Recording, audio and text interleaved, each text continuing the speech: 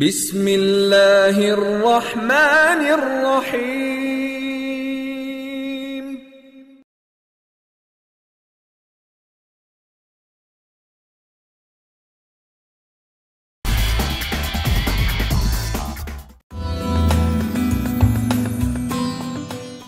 السلام علیکم. پاکستانی پروفائل میں ایک دفعہ آپ کو پھر خوش آمدید. پاکستان انڈسٹری کے بارے میں اگر آپ ڈفرینٹ انڈسٹریز کے بارے میں بات چیت کی جاتی ہے تو اس میں سے ایک ڈرامہ انڈسٹری کے بارے میں کافی کچھ دیکھا گیا ہے, کافی کچھ بولا گیا ہے. اس میں کچھ ایسے سٹارز ہیں جو آئی تھنک ایور گرین, ان کا نام, ان کی پہچان, مطلب پاکستان کے لیے ایک پہچان بن گیا ہے. ایسے ہی ایک شخص آج میرے مہمان ہیں. ہم نے ڈرامہ ضرور سنا ہے انکل عرفی, انکہی, آنگن ٹیڑھا, عروسہ. اس میں ایک کیریکٹر تھے جنہوں نے اپنی پہچان اور اپنی پریزنس اتنی اسٹرانگ کی ہے کہ وہ بچہ سے بچہ اور بڑے سے بڑے سب ان کو جانتے ہیں. میرے ساتھ آج ہیں شکیل صاحب. آئیے آج ان سے بات چیت کرتے ہیں اور ان کے پوائنٹ آف ویو دیکھتے ہیں on different occasions and different incidents and different situations.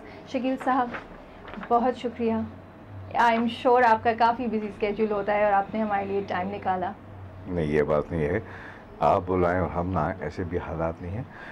زندگی کی مصروفیت اپنی جگہ پر ہے اور یہ بڑی بات ہے کہ اس دور میں آدمی مستقل, اس دور میں بھی اور اس عمر میں بھی آپ اگر مصروف رہیں, کام آپ کو ملتا رہے تو یہ بڑی خوش آئند اور بہت ہمت افزا بات ہے. میں اللہ کا بہت مشکور ہوں کہ پروردگار مجھے اس عمر میں بھی کام مل رہا ہے اور مجھے اپنے کام سے اتنا ہی لگاؤ ہے جتنا پہلے دن تھا.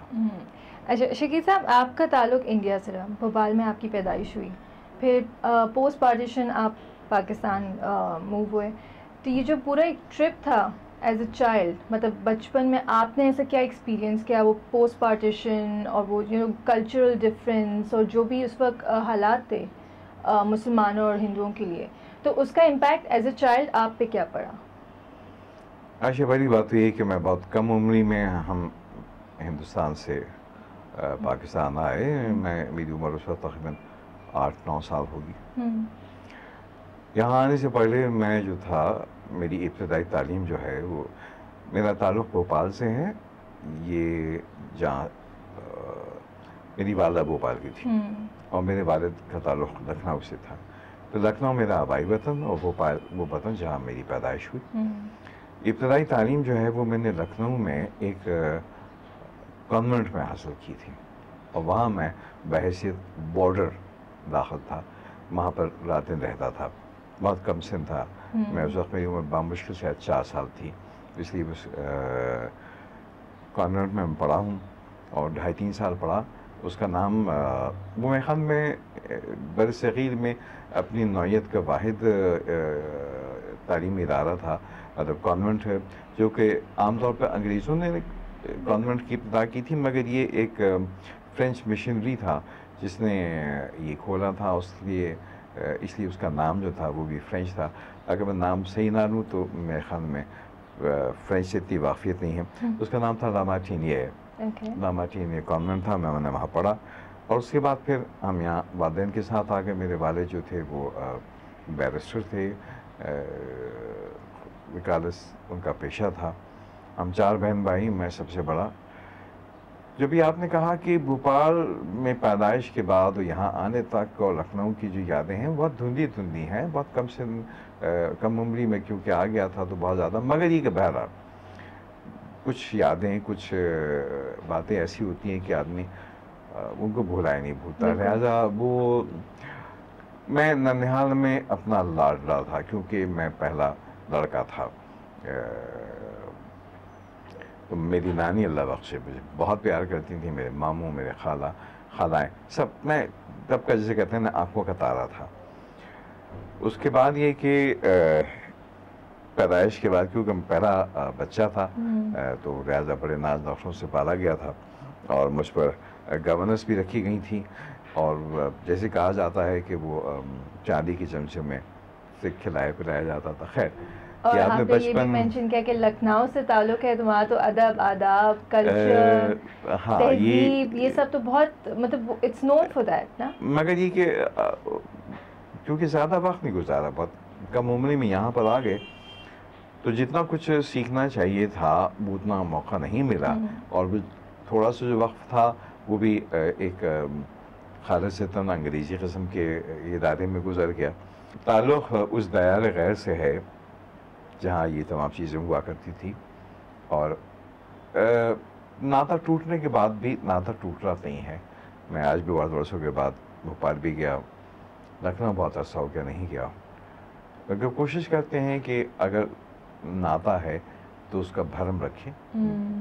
اور جہاں تک یادوں کا تعلق ہے، میں نے کہا تھا کچھ یادیں ایسی ہیں بتانے بیٹھوں گا تو بہت وقت طلب جو ہے، مگر بہرحال وہ ماحول، وہاں کی تہذیب، وہ اٹھنا بیٹھنا، میری خالوں کا، ماموں کا مجھ سے لاڈ میں پیار، جو بات مجھ سے نکلی وہ پوری کر دی گئی، تو اس طرح کی چیزیں تھیں۔ اور چلیں، یہ تو آپ کی بچپن کی بات ہوئی، پھر آپ پاکستان آئے اور آپ نے یہاں پہ اپنی رہن سہن کیا۔ فلم انڈسٹری میں آپ نے اپنا ڈیبیو کیا، اسٹیج ڈرامہ سے اسٹارٹ کیا آپ نے، اور پھر آپ فلم انڈسٹری میں گئے؟ نہیں، سب سے پہلے شروعات ہوئی تھی ریڈیو سے۔ اچھا عائشہ، میں یہاں بتاتا چلوں کہ میں اس معاملے میں اللہ کا کرم ہے کہ بہت خوش قسمت واقعہ ہوا ہوں کہ شروع سے ہی مجھے بڑے اچھے لوگوں کا ساتھ نصیب رہا ہے۔ جب میں اسکول میں زیر تعلیم تھا تو میرے استاد اللہ بخشے نصر اللہ خان صاحب، جو کہ بڑے مشہور ڈرامہ نویس اور ایک بہترین صحافی تھے، انہوں نے مجھے متعارف کرایا ریڈیو میں، اور ریڈیو سے میں نے اپنے اس کام کی ابتدا کی۔ اس وقت ذہن کے کسی کونے میں بھی یہ نہیں تھا کہ میں بعد میں جا کے اس پیشے کو اپنا لوں گا۔ مطلب آپ نے کبھی زندگی میں نہیں سوچا تھا اس کہ میں بڑا ہو کے ایکٹر بنوں گا؟ نہیں، سوال ہی نہیں پیدا ہوتا، ایسی کوئی بات نہیں تھی۔ اسکول براڈ کاسٹ سے میں نے آغاز کیا تھا، اور اس زمانے میں نصاب میں جو کچھ پڑھایا جاتا تھا وہی چیزیں جو تھیں وہ اسکول براڈ کاسٹ کے پروگرام میں نشر ہوتی تھیں۔ نتیجہ یہ ہوتا تھا کہ جو طالب علم تھے جس کلاس کے ہوتے تھے، چاہے وہ 8 کی جماعت میں ہو یا 9ویں جماعت میں ہو یا 10ویں، تو وہ بڑی آسانی سے وہ سبق یاد کر لیتے تھے، کیونکہ وہ ڈرامائی شکل میں ریڈیو پہ نشر ہوتا تھا۔ تو اس طرح سے میں نے ابتدا جو کی تو ریڈیو براڈ کاسٹ سے کی، اور اس کے بعد پھر تھیٹر میں شروع کیا کام میں۔ تھیٹر میں بھی وہ والا تھیٹر نہیں، بڑا بڑھیا سنجیدہ تھیٹر، جس میں ہم نے اس زمانے میں میکسم گورکی کے کھیل کیے، لوور ڈیپتھ ہے اور اس قسم سے ویٹنگ فار گوڈو اور دوسرے طرح کے سنجیدہ کھیل کیے۔ میرے استاد اللہ بخش علی احمد صاحب تھے۔ اگر آج مجھے اپنے پیشے کی الف بے آتی ہے تو یہ خالصتاً اس لیے کہ مجھے ان جیسا استاد میسر میں ہوا، ان جیسا استاد ملا جس نے مجھے بتایا۔ کہتے ہیں نا زندگی میں ایک استاد اور ایک مینٹور جو آپ کی زندگی میں ایک چینج لا سکتا ہے، وہ کوئی نہیں لا سکتا۔ بالکل خوش نصیبی میری یہی رہی ہے۔ حالانکہ اس زمانے میں مجھے احساس نہیں تھا کہ میرا سابقہ، میرا استاد جو ہے وہ کس پائے کا آدمی ہے اور اس کی کتنی سوجھ بوجھ ہے اور اس پیشے کے حوالے سے کتنی جانکاری ہے، مگر یہ کہ اٹھنا بیٹھنا، انگریزی کی جو الفاظ مجبوراً اب استعمال کر رہا ہوں جو میرے پیشے سے متعلق ہیں کہ فٹ ورک کیا چیز ہوتی ہے اور باڈی لینگویج کیا ہوتی ہے اور فیشل مسل کیا ہوتے ہیں اور آواز کا تھرو کیا ہوتا ہے، یہ ساری چیزیں جو ہیں یہ مجھے ان سے سیکھنے کو ملا۔ مطلب ایک پراپر ٹریننگ ملی آپ کو باقاعدہ نہ جانتے ہوئے۔ بالکل۔ تو اس طرح سے یہ خوش نصیبی رہی ہے کہ مجھے اچھے استاد ملے ابتدا میں، اور ان کی وجہ سے ہی مجھے میری الف بے درست ہو گئی۔ پھر بعد میں تھیٹر میں کام کرتے کرتے ایک فلم کے ڈائریکٹر تھے اللہ بخشے اسیم یوسف صاحب، انہوں نے کہ میرا کوئی کھیل دیکھا اور انہوں نے کسی طرح سے مجھے پھر تلاش کر کے مجھ تک پیغام پہنچوایا کہ جی فلم میں کام کرے، تو میں نے صاف انکار کر دیا۔ اس زمانے میں فلموں کو کوئی بڑی اچھی نظر سے نہیں دیکھا جاتا تھا، اور تو اس کو گول کر دیا۔ حالانکہ بڑی حیرت کی بات ہے کہ کوئی آدمی آپ کو آپ کو دعوت دے رہا ہے کہ بھائی تم آؤ، اور آپ جو ہیں وہ اس کو بالکل سرے سے نہ انکار کر دیتے ہیں۔ وقت گزرا، تھوڑے دنوں کے بعد میں جب تعلیم سے فارغ ہو گیا اور میں نے نوکری کی اور ایک اشتہاری کمپنی میں کام کرنے لگا بحیثیت پتہ نہیں مجھے اردو میں اس کا نیب البدل کیا ہے کہ کلائنٹ ایگزیکٹو کے طور پر، وہ دوبارہ پھر ان صاحب نے مجھے ایس ایم یو صاحب نے پھر دوبارہ رجوع کیا اور مجھے کہا. پھر میں نے سوچا کہ اس وقت کیونکہ ٹیلی ویژن کا دور دور کے نام نشان نہیں تھا, ایک اپرچونٹی ہے, لیٹس ٹرائی. اگر مطلب ایک واحد پیشہ تھا وہ تھا فلم, بالکل. تو لہٰذا اگر اس میں جا کے آپ نے کوئی کام کرنا ہے, آگے بڑھنا ہے, تو اس میں فلموں ہی سے آپ جا کے بڑھ سکتے ہیں.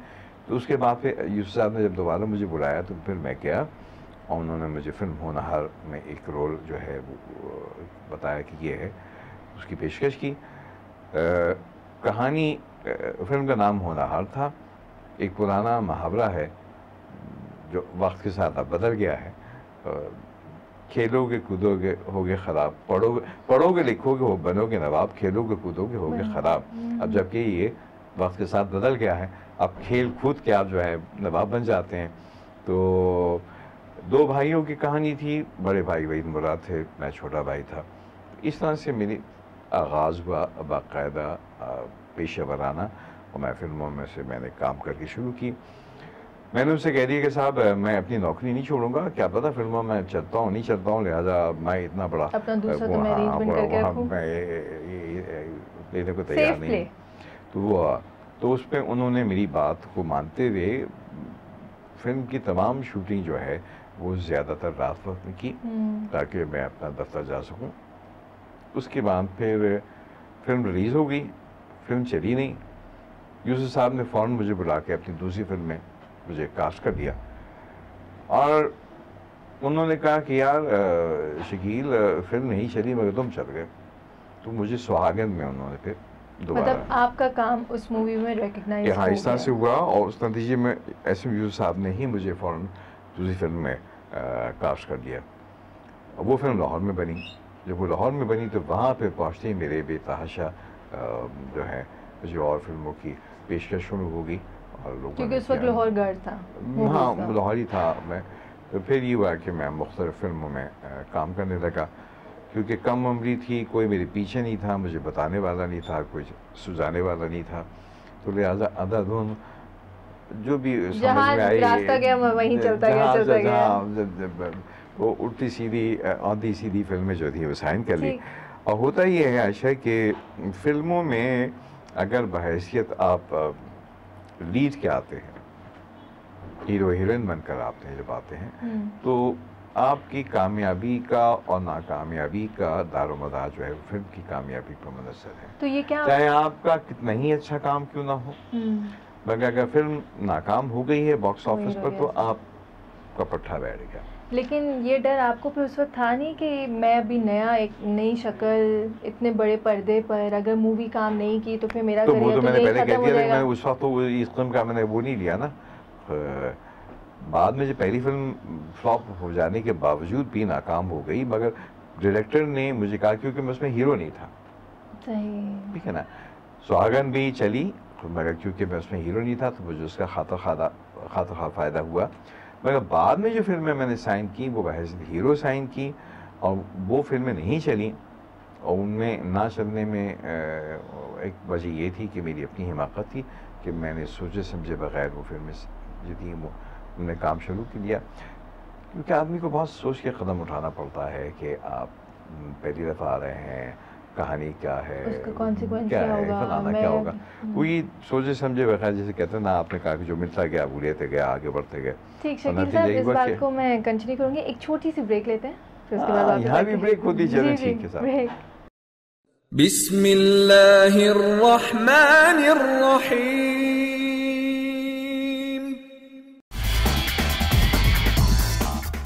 ہمارے ساتھ رہنے کا بہت شکریہ. شکیل صاحب, فلم انڈسٹری کے آپ نے مجھے پورا ایکسپیرینس بتایا, پھر اس کے بعد چھوٹے پردے پر آنا, تو یہ کچھ عجیب سی بات ہے. نارملی لوگ چھوٹے پردے سے بڑے پردے پہ جاتے ہیں, آپ بڑے پردے سے چھوٹے پردے پہ آئے, تو وہ جرنی, وہ ایکسپیرینس کیسا رہا؟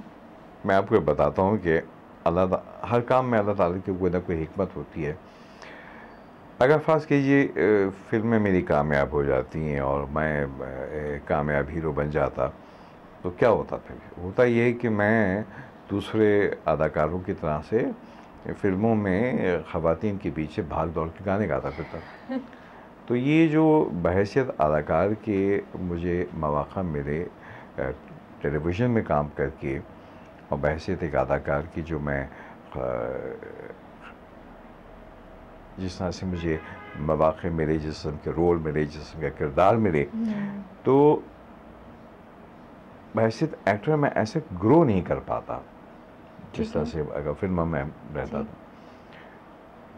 کیونکہ ہم آپ پتہ ہمارے فلموں کا معیار چند فلموں کو چھوڑ کر کوئی بڑا مارکو تلارا نہیں تھا. ٹیلی ویژن نے بھی آج میری شناخت جو ہے وہ ٹیلی ویژن ہے. فلموں میں نے کام کیا، تجربہ کیا، حاصل ہی کیا، مگر خوش قسمتی رہی کہ ٹیلی ویژن کی طرف آ گیا. جو بھی آپ نے کہا کہ سفر میرا تھوڑا سا الٹا رہا. عام طور پہ لوگ جو ہوتا ہے وہ ریڈیو، تھیٹر اور پھر ٹیلی ویژن اور پھر فلم آخر میں. میرا رہا تو وہ اب میں سوچتا ہوں تو میں سمجھتا ہوں کہ اللہ تعالیٰ نے مجھ پہ بڑا کرم کیا. اور ایک دفعہ جب ٹیلی ویژن میں آیا سو آیا اور اس وقت سے لے کے آج تک جو ہے میری شناخت ٹیلی ویژن ہے. نہیں، بیچ میں نے فلموں میں کام کیا، جنا میں نے کام کیا، میں نے جنا میں کام کیا، میں نے ایک دو اور فلموں میں کام کیا.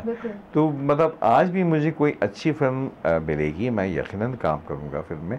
فلم بہت خوبصورت میڈیم ہے، ایسی کوئی بات نہیں ہے، مگر ہماری یہ جس قسم کی فلمیں بن رہی ہیں اب اس کا بہتر رہی. تو ٹھیک ہے صاحب، اسی بات پہ میں ایک لنک کروں گی کہ اس ٹائم پہ اور ابھی بھی فلم انڈسٹری اور ڈرامہ انڈسٹری میں کام کرنا ایک صحیح نہیں سمجھا جاتا. تو کچھ نیگیٹو کانوٹیشنز اس کے اٹیچ تھے.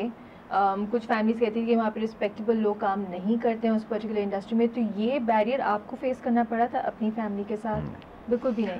میں نے آپ بتایا میں بہت خوش قسمت واقع رہا ہوں کہ مجھے اپنے والدین، اپنی خاندان کی طرف سے کسی قسم کی کوئی مشکل یا رکاوٹ یا منادی یا پابندی یا ایسی کوئی ہچکچاہٹ نہیں تھی. بلکہ میرے والد اللہ وقت سے بہت زیادہ انہوں نے میری جسے کہتے تھے ہمت افزائی کی، بتاتے تھے چیزیں. میری زبان کی درستگی میں بھی ان کا بڑا ہاتھ تھا کہ میں جب پڑھتا تھا تو مجھے بٹھا کہتے تھے کہ تم پڑھو.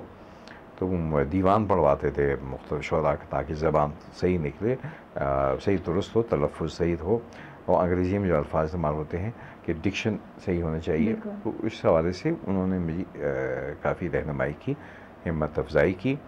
اور اللہ بخش میری والدہ نے بھی کبھی کوئی ایسی بات نہیں کہ. تو مجھے خاندان کے حوالے سے کبھی کسی قسم کی کوئی ہمیشہ ساتھ رہی. اب اس کے بعد جو آپ نے کہا کہ جس وقت میں نے ٹی وی میں کام کرنا شروع کیا، عائشہ آپ کو حیرت ہوگی کہ اس وقت کیا لڑکے اور کیا لڑکیاں اور کیا خواتین سب بہت ہی بڑی اچھے خاندان کے سارے لوگ آتے تھے. جو باوجود اس کے اس زمانے میں یہ خدشہ تھا لوگوں میں تھا کہ نہیں، مگر نہیں. مثال کے طور پر میں ابھی آپ کو نام گنانا شروع کر دیتا ہوں. نیلوفر علیم جو کہ اب نیلوفر عباسی ہیں، وہ ایک بہت ادبی گھرانے سے ان کا تعلق. ان کے ماموں بہت بڑے پروفیسر اسم فاروقی صاحب، ان کی والدہ اور ان کے والد دونوں بڑے معزز لوگ اور ان کا تعلیم سے بڑا گہرا تعلق. ان کو وہ آئیں، انہوں نے ایم ایس سی کیا ہوا تھا سائنس میں. انکل رفیع کی جو ہیروئن تھی شیلا، ان کے والد بریگیڈیئر تھے اور انہوں نے خود بھی ماسٹر کیا ہوا تھا. وہ یونیورسٹی میں پڑھ رہی تھی جب انکل رفیع وہ کام کر رہی تھی، اور وہ جاگر پہن کے جاتی تھی، آتی تھی اور اطمینان سے کام کرتی تھی. رضالہ رفیق صاحبہ اور ایک لمبی تیرین خالدہ ریاست ہوئیں. یہ سب لوگ بہت اچھے خاندانوں کی، اور سب خواتین ساری لڑکیاں پڑھی لکھی لڑکیاں تھیں. ٹھیک ہے نا. بیگم خورشید مرزا کا تعلق اتنے بڑے علی گڑھ کے خاندان سے تھا. بہت بڑے والد ان کے جو تھے وہ انہوں نے خواتین کا اس زمانے میں کالج کھولا تھا، اس کے بانی تھے. بیگم عذرا شیروانی، ان کے شوہر جو تھے وہ ایئر فورس کے بہت بڑے آفیسر تھے. ان کا خود کا تعلق بہت اچھی گھرانے سے تھا. تو یہ اور اس طرح سے ایک لامتناہی سلسلہ میں آپ کو گراتا رہوں نام تو سارے، جیسے آپ نے مینشن کیا کہ یو ہیو آلویز بین لکی. تو یہ سارے لوگوں کے ساتھ کام کرنا اس زمانے میں، کیا مرد اور عورتیں سارے اچھے خاندان کے سب لوگ ہوتے تھے. شیریں نظیم ہماری پروڈیوسر تھیں، بہت اچھے خاندان سے ان کا تعلق تھا. اور اس کے بعد پھر اور جو آرٹسٹ مختلف ہمارے سائرہ کاظمی. تو یہ ایک مطلب کہاں تک نام گناؤں گا، نام گنانے بیٹھوں تو 2 گھنٹے لگ جائیں گے. ماشاءاللہ سے سب اچھے خبر. تا خاندان سے سب کا تعلق، سب پڑھے لکھے لوگ، بڑے سمجھدار، باعزت، مہذب، تہذیب یافتہ. تو اٹھنا بیٹھنا تو سب شاید وہ چیزیں، پرسیپشن ختم ہو گیا تھا اس فیز میں. وہ مطلب مشکلیں تو تھیں. مطلب مثال کے طور پر انکلفی میں اس نئی بچی کو لانے کے لیے حسینہ معین، شیدی نظیم خود گئی ہیں گھروں پہ جا کے، ان والدین کو سمجھایا، ان کو بتایا کہ آپ آنے دیں بچی کو، ایسا کوئی بات نہیں ہے. ہم بجیا کا خاص طور پہ یہ کام تھا. بجیا ہمیشہ اپنے ہر سیریل میں نئی لڑکیوں کو لے کے آتی تھی. میری نلائی کو آنا میں لے کر آئیں، اور ششی پونو میں لے کر آئیں، اور غزالہ کیفی کو لے کر آئیں. وہ سب کو جا کے سمجھا شاید وہ بجاتی ایک نئی چیز نہیں. تھی اس کے علاوہ پھر یہ کہ بجیا معاشرے جو کے لوگ لیے. جو اس سے وابستہ تھے نا، چاہے حسینہ معین ہوں، چاہے بجیا ہوں، یا اور خواتین ہوں، یا اور ان لوگوں کا مطلب خود کا کیونکہ تعلق ایسا تھا، تو جب جا کے وہ بات کرتی تھی تو ان کو کوئی نہیں تو نہ نہیں کہنا سکتا. یا ان کی بات کو بالکل. رد کرنا سب لوگوں کے لیے مشکل ہو جاتا تھا. اس طرح سے میں سمجھتا ہوں کہ ان خواتین کا، ان تمام لوگوں کا جو ابتدا میں ٹیلی ویژن سے وابستہ تھے، ان سب کا بڑا ہاتھ ہے، بڑا حصہ ہے، جس کی وجہ سے اتنے اچھے اور اتنے اچھے خاندان کے پڑھے لکھے لوگ جو تھے وہ اس طرح راغب ہوا. ٹھیک. یہ ثانیہ عائشہ، یہ ایک بہت بڑا فرق تھا فلم اور ٹیلی ویژن کے لوگوں میں. لیکن ٹیلی ویژن کے لوگوں نے اس بیریئر کو توڑ کے اور اس کے بعد اپنی دھاگ بٹھائی. بالکل. اور پروف کیا اپنے آپ کو اپنے کام کے توسل سے. انہوں نے دکھایا کہ نہیں، یہ اچھا کام بھی ہو سکتا ہے اور اس میں اچھے لوگ بھی آگے کر سکتے ہیں. تو وہ ایک پرسیپشن ختم کیا. ٹھیک. شکیل صاحب، ڈراموں کے بارے میں اگر بات کی جائے، ایک پوری سوسائٹی جو ہے، society revolves around those dramas. اگر آج کی بھی آپ دیکھیں یا آپ لوگ کے ٹائم پہ بھی، لوگ اپنی زندگی سے ریلیٹ کرتے تھے اور بہت سے لیسنز اس میں سے سیکھ کر وہ اپنی نجی زندگی میں اس کو اپلائی بھی کرتے تھے. کیا ڈرامہ اپنا وہ رول آج بھی ادا کر رہا ہے؟ دیکھیں، میں اس کا بڑا تفصیل طلب جواب ہے. جب اس زمانے میں ٹیلی ویژن میں جب ڈرامہ ہوا کرتا تھا، تو اس زمانے میں کیونکہ اتنا کمرشلزم نہیں تھا، تو ڈرامے کی بنیاد اور ڈرامے کی طرف زیادہ توجہ دی جاتی تھی. اور لوگ جو تھے وہ پوری دل جمعی کے ساتھ، لگن کے ساتھ کام کرتے تھے. ان کو نہ اس میں پیسے کی لالچ تھی بیچ میں، اور نہ شہرت کا بیچ میں دخل تھا. بس سب کا ایک ہی جسے کہتے ہیں کہ جی کام بہت اچھا ہونا چاہیے، ڈرامہ بہت اچھا ہونا چاہیے، کیونکہ اس میں ایک میسج بھی کنوے ہو اس کے تھرو. مطلب میں میسج کی حوالے مطلب بات ہوتی تھی کہ معیاری ہونی چاہیے. بالکل. اب اشفاق صاحب کے لکھے کھیل ہوں، بانو قدسیہ کے لکھے کھیل ہوں، فاطمہ سریہ بجیا کے ہوں، ان کے اپنے اسد ندیم سید کے ہوں، امجد اسلام امجد کے ہوں، حسینہ معین ہے. ایک لمبی تعداد ہے فہرست سے سب لوگوں کے.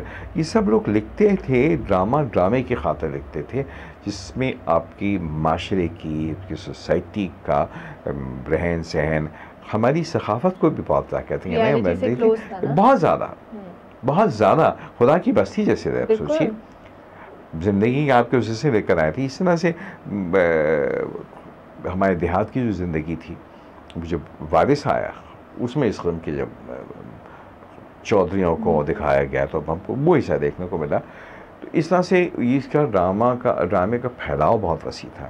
اس زمانے میں نے ایک کھیل کیا تھا کمی کاری، جس میں جو مزارے ہوتے ہیں ان کے ساتھ کیا ظلم ستم ہوتا ہے. اس زمانے میں ایسے مسائل اٹھائے. ہم نے منٹو ڈرامہ کیا، بڑے دبنگ، بڑے بولڈ کھیل کیے. مسٹر معین الدین کیا، اور بھنور کیا، اور بھی بہت سارے کیے تھے.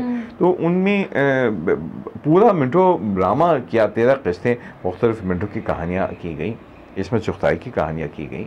تو لوگوں کو اس وقت یہ نہیں تھا کہ ہائے یہ دیکھو کتنی بری چیز دکھانے کو دیا. دیکھا شہزوری جو پہلا سیریل آیا تھا کراچی سے حسینہ کا لکھا ہوا، وہ عظیم بیگ چغتائی کی چھوٹی سی ناولٹ پر مبنی تھا، جس میں لڑکی جو ہے وہ غریب گھر سے تعلق رکھتی ہے، مگر جب اس کے ساتھ ظلم ستم ہوتا ہے تو وہ بجائے نیک پرین جوتا کھانے کے بعد کھڑی ہو جاتی ہے. کہ بڑی لیلے کا جیسے کہا ہوئی کہ یہ صاحب کیا ہوا, لڑکی کھڑی ہو کے سسر پہ جوتا اٹھا رہی ہے نا, بے تحاشا خوفناک حد تک لوگ تھے, چیخ پکار ہو گئی کہ صاحب ایک بہو جو ہے وہ آن کے جوتا مار رہی ہے, وہ کھڑے ہو کے ماری کر رہی ہے سسر کے ساتھ. مگر وہ جو تھا وہ ایک ناولٹ پہ بیس تھا. عظیم چغتائی نے اگر لکھا تھا تو لکھا تھا, وہ تو مطلب سچائی سے بہت کلوز تھا, بہت قریب تھا. لیکن کیا آج کے ڈرامہ سچائی کی مطلب is it anywhere close to the reality?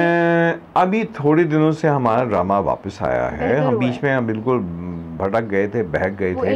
ہم اپنے ہندوستانی چیزوں کو دیکھ دیکھ کے ہم اپنی شناخت بھول چکے تھے, اور ہم ان کی رنگ میں رنگنے کی کوشش کر رہے تھے. شاید اس وقت ان کا پرپس انٹرٹینمنٹ تھا. لیکن انٹرٹینمنٹ جو ہے نا یہ بہت ضروری چیز ہے, اس سے آپ بالکل انکار نہیں کر سکتے. اور یہ شو بزنس جو ہے یہ انٹرٹینمنٹ ہی ہے, مگر یہ بزنس بھی ہے. اچھا, اب یہ کہ جو وہاں ہو رہا تھا وہ ایک فرار تھا, اور بہت ہی مصنوعی اور بناوٹی چیزیں تھیں جن کا حقیقت سے کوئی تعلق نہیں تھا. اور ہم کوا چلا ہنس کی چال تو اپنی چال بھی بھول گیا, ہم نے ان کی نقل کی اور وہی بھونڈی چیزوں کی نقل کی. اس کے نتیجے میں ہم اپنی شناخت کو بیٹھے. ہم جب باہر نکلتے تھے تو لوگ ہم سے کہتے تھے کہ آپ کیا ہو گیا بھائی, ہندوستان اسٹار پلس تو ہم دیکھ ہی لیتے ہیں, تو آپ لوگ بھی اسٹار پلس بنا رہے ہیں اور آپ مجھ سے برا بنا رہے ہیں. ٹھیک ہے نا. تو اس کے بعد خدا کا شکر ہے کہ وہ روش ختم ہوئی ہے اور واپس ہمارا ڈرامہ آ گیا ہے. کچھ پرانے لوگ واپس آئے ہیں, اور اس کے بعد نہیں, پھر ڈرامہ اب نئے لوگ بہت اچھا بنا رہے ہیں. مثال کے طور پچھلے دنوں ابھی ہم سفر چلا ہے, ابھی 2 ڈرامے اور چل رہے ہیں, متائے جہاں کچھ کیا ہے. اور اس کے بعد نام مگر مجھے نہیں بھی آئیں گے, مگر یہ کہ اچھے لوگ, اچھی کہانیاں چیزیں آ رہی ہیں کافی زیادہ. 1-2 سال میں ہوا. نور رضا شاہ کی لکھی ہوئی کہانی اچھی آ رہی ہیں, 2-3 اور خواتین ہیں. اب مگر ہوتا ہی ہے کہ کیونکہ ابھی جیسے کہتے ہیں نا کہ ہم اس دور سے گزر رہے ہیں کہ جب ابھی ہم جس کو انگریزی میں کہتے ہیں نا کہ یہ ایک آزمائش کا, یا یہ آزمائش تو نہیں کہنا چاہیے, یہ سیکھنے والا دور ہے. انگریزی میں کسی لفظ ہوتا ہے ٹرانزیٹری پیریڈ. اب کیونکہ ابھی مجھ سے گزر رہے ہیں تو اس میں اچھی چیزیں ہو رہی ہیں اور اچھی چیزیں نہیں بھی ہو رہی ہیں. پھر دوسری بات یہ ہے کہ اس میں بہت سارے ایسے لوگ آ گئے ہیں جن کا اس کام سے, اس آرٹ سے کوئی تعلق نہیں ہے. وہ خالصاً مطلب بزنس کی خاطر آئے ہیں. اور بزنس کی خاطر بھی نہیں, اگر میں ایک بہت ہی عامیانہ لفظ استعمال کروں تو مجھے معاف کر دیجیے گا, مطلب خالصاً ٹھڑک کے لیے آئے ہیں, ٹھڑک پوری کرنے کے لیے. تو اس میں پھر یہ کہ بہت ساری غیر معیاری چیزیں دیکھنے کو مل رہی ہیں. مگر مجھے پوری امید ہے کہ انشاءاللہ آنے والے دنوں میں جس طریقے سے ہم آگے بڑھ رہے ہیں تو ڈرامہ بہتر سے بہتر ہوتا جائے گا. اور جو آپ کہہ رہی ہیں کہ سوسائٹی, اب ہم سوسائٹی کی بہت ساری چیزیں اب دکھا رہے ہیں. چلیں اسی نوٹ پہ میں ایک اور چھوٹا سا بریک لوں گی, پھر واپس آ کے مزید بات چیت کرتے ہیں. بسم اللہ الرحمن الرحیم.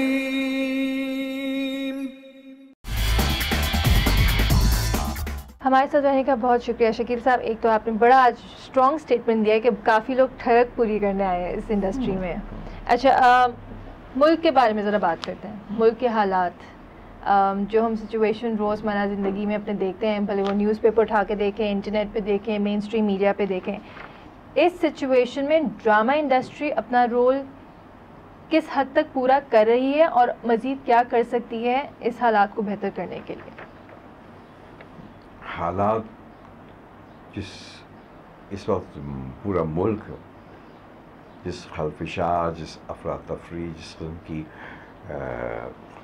ہیجان زندگی جو ہے وہ بالکل ایک خوفناک حد تک ہلچل اس میں پیدا ہو گئی ہے. لوگوں میں ایک خوف و ہراس ہے, ہر وقت ایک وحشت سی سوار رہتی ہے. کوئی گھر سے جا رہا ہے باہر تو اس کو ہی نہیں پتا کہ یہ میں واپس بھی آئے گا. گھر والے بھی پریشان ہیں, جانے والا بھی پریشان ہے.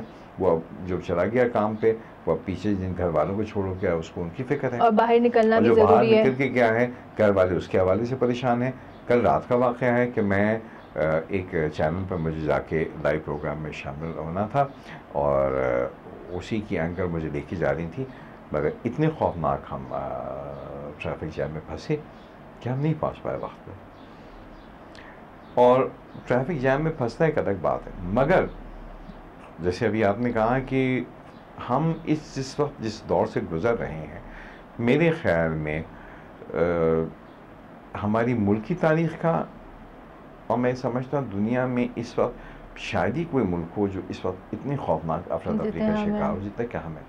مطلب صرف ایک چیز نہیں ہے کہ جی مہنگائی ہے تو وہ آسمان سے باتیں کر رہی ہے، روزانہ ہر گھنٹے چیزوں کی قیمتیں بڑھ رہی ہیں، لوگوں میں روزگار نہیں ہے، چوری چکاری، لا اینڈ آرڈر کی سچویشن بد سے بدتر ہوتی چلی جا رہی ہے. آپ کو پتہ نہیں کہ جس وقت آپ بینک میں گئے تو بینک سے باہر نکلیں گے تو کیا ہوگا، کیا نہیں ہوگا. بینک میں جانے سے بھی تو ڈر لگتا ہے لوگوں کو. بینک ہی نہیں رہا جس بستے پہ آپ جاتے تھے کہ چیز آپ کی وہاں محفوظ رہے گی، اب وہ محفوظ نہیں ہے وہاں پر، تو پھر اور آپ کسی سے کیا کہیں گے.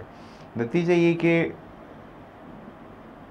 ہر حوالے سے ابھی آپ یہ دیکھیے، سڑک پہ آپ جائیں، گاڑی میں سفر کریں تو آپ خطرے میں ہیں، آپ کی زندگی خطرے میں ہے. آپ پیدل چل رہی ہیں تو بھی آپ خطرے میں ہیں، کیونکہ کسی پبلک ٹرانسپورٹ میں جائیں تو مطلب سفر کسی طرح سے ممکن نہیں ہے. ٹرینوں میں جانا ناممکن ہو گیا ہے، ہوائی جہاز کا حشر آپ نے دیکھ لیا ہے. تو ناگہانی آفتیں جو ہے وہ الگ ہیں. ابھی اس وقت 140-130 آدمی جو ہے وہ برف کے نیچے دبا ہوا ہے. تو چاروں طرف جو ہے نا مایوسی ہے، خوفناک ہیجان ہے، وحشت ہے. لوگ جو ہیں، میڈیا رول ادا کر بھی رہا ہے اور نہیں بھی کر رہا ہے. باخبر لوگوں کو خبر پہنچانا ٹھیک ہے، لیکن جس طرح 2 منٹ کے بعد بریکنگ نیوز جب آتی ہے تو اس سے ہر دیکھنے والے کے اعصاب جو ہے وہ شیٹر ہو رہے ہیں. مگر سوال یہ پیدا ہوتا ہے کہ آپ کو نہ بتانا بھی غلطی ہے کہ جی لانڈری میں آگ لگی اور میں گاڑی میں لے کے چل پڑا، پتہ چلی کہ وہاں پہ تو گولیاں چل رہی ہیں، میں گاڑی لے کے چل پڑا، میں نے نہیں سنا. اب نہیں سنا تو نتیجہ کہ میرا کسی سے لینا دینا نہیں ہے، مگر میں کراس فائرنگ کے نظر ہو گیا. کتنی آپ واقعہ دیکھیے نا، تو وہ ان پھر لوگوں کو آگے بتانا کہ بھی کہ بھائی مت جائیں، فلانے علاقے میں یہ ہو گیا ہے، دماغ کے علاقے میں یہ ہو گیا ہے، ریل کا یہ حادثہ ہو گیا ہے، جہاز کا یہ حادثہ ہو گیا. یہ بتانا بھی میڈیا کی ذمہ داری ہے. مگر بات یہ ہے کہ کیونکہ جیسے میں نے کہا نا کہ اس وقت ہم ایک ٹرانزٹری پیریڈ سے گزر رہے ہیں، تو اس وقت میڈیا بھی اس ٹرانزٹری پیریڈ سے گزر رہا ہے، جہاں وہ اپنا رول ادا کر رہا ہے، لوگوں کو باخبر کر کے خبریں بتا کے، اچھی بری جو بھی ہیں. اس میں کچھ بے وقوفی اور احمقانہ چیزیں بھی ہوتی ہیں. مثال کے طور پر جب اس قسم کا کوئی سانحہ ہو جاتا ہے تو جو لوگ متاثر ہوئے ہیں، کسی کا پیارا گھر کا جو ہے وہ گزر گیا ہے، آپ ان سے بولیں کہ کیا احساسات کیا ہیں، آپ کا کیا خیال، آپ اس وقت کیسا محسوس کر رہے ہیں. اس سے زیادہ میں سمجھتا ہوں کوئی احمقانہ بات کوئی بات نہیں ہو سکتی ہے. تو یہ جو چیز ہے، اس میں جو مختلف چینلز ہیں، یہ ان کی ذمہ داری ہے، ان کی ذمہ داری عائد ہوتی ہے کہ جس وقت وہ لوگوں کا چناؤ کرتے ہیں، کہ جو اینکر پرسن ہیں، جو ماڈریٹرز ہیں یا وہ زبان جو استعمال کر رہے ہیں، جس قسم کی وہ بات چیت کر رہے ہیں، ایٹ لیسٹ ان کو پتا ہو کہ وہ صحیح طریقہ ہے کرنے کا اس سچویشن میں یا نہیں ہے. اس وقت جو ہے کسی کی بات آپ کو جو ہے وہ پوری جسے کہتے ہیں زخم ہرا کر کے رکھ دیتی ہے آپ کا. تو آپ کا کام لوگوں کو ہمت دلانا ہے، ان کو دلاسا دینا ہے. جہاں تک خوفناک چیزیں ہو رہی ہیں وہ تو اپنی جگہ ہو رہی ہیں، اگر آپ کا اس پہ بس نہیں چلتا تو کم سے کم جب آپ جو اس طریقے سے بولتے ہیں، جس طریقے سے خبر کو نشر کرتے ہیں، اس میں تو اتنی ہیجان انگیز سینسیشنل چیز نہیں ہونی چاہیے. کیا آپ جیسے کہتے ہیں نا، آپ کے مطابق میڈیا اپنا ایک طرف حد تک رول پلے کر رہا ہے اور ایک حد تک نہیں بھی کر رہا ہے، تو وہ بیلنس ابھی تک انہوں نے نہیں، ہاں وہ ہم ابھی تک وہ نہیں کر رہے ہیں. تب تک کریں گے جب تک وہ صحیح لوگ کا چناؤ کریں. بالکل ٹھیک. اچھا نہیں، یہ تو بات ہوئی میڈیا کی. حکمرانوں کے بارے میں آپ کا یہ کامنٹ ہے کہ روز آپ اسمبلی میں ایک نیا ڈرامہ دیکھتے ہیں، لگتا ہے پوری فلم بن رہی ہے وہاں. تو ڈرامہ تو میں کہوں گی نہیں، روز ایک نئی مووی ہمارے سامنے لائی جاتی ہے. بات یہ ہو رہی ہے کہ دیکھیں وہ آئی یہ کام کرنے کے لیے، لیکن معذرت کے ساتھ 2 چیزیں ہیں. میں سیاست کا مجھے کوئی مطلق دلچسپی نہیں ہے، مگر بہرحال اول آخر اس ملک کا باشندہ ہونے کے ناطے جو کچھ ہو رہا ہے ملک میں، جو کر رہے ہیں، اس سے آپ چاہے کتنے ہی لاتوں لاکھ رہے ہیں، پھر بھی آپ متاثر تو ہیں نا، آپ کو تو ہوتے تھے. تو اس وقت مجھے تو کوئی بھی ایسا آدمی نظر نہیں آ رہا کہ جو یہ کہے کہ میں وہ دیانتداری سے کام کر رہی. سارے آزمائے سب آزمودہ مورے ہیں، ان کا کام یہ آئے اسی لیے ہے کہ جی انہوں نے پیسے بنانے ہیں. لیکن شکیل جہاں صاحب تک ان کو لایا کون ہے؟ یہ بھی میں یہ جو کہنا کہ جی وہ عوامی نمائندے ہیں، معذرت کے ساتھ بھی وہ عوامی نمائندے نہیں ہیں. میں ابھی نام نہیں لینا چاہتا. ہماری ایک منسٹر ہیں، وہ 3 مختلف پارٹیوں سے منسلک رہ کے بھی آتی رہی. وہ کسی بھی پارٹی سے رہ کے منسلک ہو جائیں وہ الیکشن جیت جاتی ہیں. بات الیکشن جیتنے کی پارٹی کی بنا پر نہیں ہو رہی ہے، کیونکہ میرا تعلق جس برادری سے ہے، جس علاقے میں جاگیردار ہوں، میں وڈیرا ہوں، میں ملک زادہ ہوں، میں خان زادہ ہوں، تو لہٰذا اس علاقے کا ووٹ تو میرے پاس آیا. آپ چاہے میں اس پارٹی کا جھنڈا دے کے کھڑا ہو جاؤں یا اس پارٹی کا ٹکٹ دے کے کھڑا ہو جاؤں، اس سے کوئی فرق نہیں پڑے گا. انہوں نے ان کو دینا ہے، وہ مجبوراً دے رہے ہیں، ان کو شعور نہیں ہے. انہوں نے کوئی بڑا پسند کر کے نہیں آپ کو چنا ہے، ان کو چنا اس لیے گیا ہے کہ ان کے پاس ان کو ایک ہی بتایا گیا تھا کہ جی یہی کام کرنا، تم نے کوئی ووٹ دینے ہو کہ چلو ٹھیک ہے جا کے دے دیں گے. تو ان سے یہ نہیں پوچھا. آج آپ سڑک پہ جا کے جب کسی آدمی سے پوچھتے ہیں تو وہ بیٹھ کے ایک منہ میں 100 باتیں کرتا ہے. کیوں؟ وہ جسے کہتے ہیں گلے گلے تک پاگل ہو چکا ہے. ہر طرح سے زندگی ہم پہ تنگ کرتی گئی ہے. کوئی راستہ ہی نہیں ہمارے اگر پاس. خدا نہ خواستہ انسان کے پاس اگر یہ طاقت ہوتی کہ سانس لینے کی یا ہوا پر اس کی پابندی ہو جاتی ہے اس کے آدمی تو ہم کو تو سانس بھی نہیں ہم تو لے سکتے تھے. وہ ہوا پہ بھی ریشن ہو جاتا کہ یہ میرے علاقے کی ہوا ہے، نہیں دوں گا تمہیں. یہ قوم ہی نہیں ہوتی نا پھر. تو شکر ہے ابھی تک ان کے واقعی میں ابھی کنٹرول تک نہیں ہے. کیونکہ انسان کو اتنی طاقت نہیں ہے. اس سے ہٹ کے جس چیز کے اوپر آپ کا بس چلتا ہے، آپ نے سب چیزوں سے لوگوں کو محروم کر دیا ہے. تعلیم سے آپ نے محروم کیا.